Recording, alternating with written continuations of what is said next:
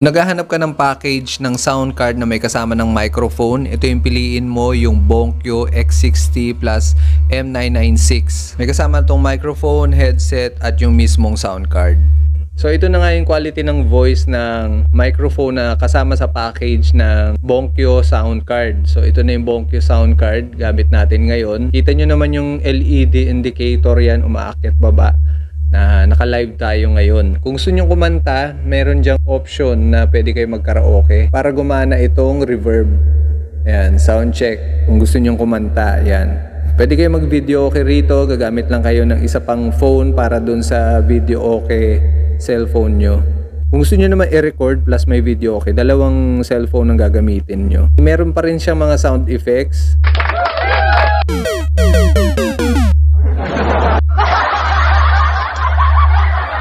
So itong section na to, sound effects pa rin ito. Ang isa sa mga nagustuhan ko dito, itong denoise. Kung maririnig nyo, meron siyang unwanted noise.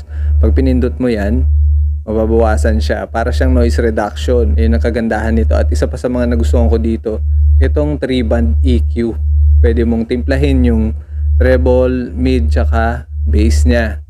Tapos dito naman sa gilid, yung mga controls ng monitor natin, pwede natin adjust. Tapos yung backing track natin, pwede natin hinaan or lakasan dito. Tapos dito sa baba, yung lakas ng recording. Dito yung power on niya. Tapos dito sa may pinaka panel, dalawang live na pwede nyo saksakan ng cellphone. Tapos dalawang condenser mic, pwede dyan. Yung OTG para sa PC, charging port meron din. Pwede ka rin pala magsaksak pa dito ng earphone, so meron pa siya dito sa ilalim. Kompleto ka na, pwede ka nang kumanta, pwede ka nang mag-record. Kung gusto nyo tong sound card plus mic, nandiyan lang sa yellow basket mga tol.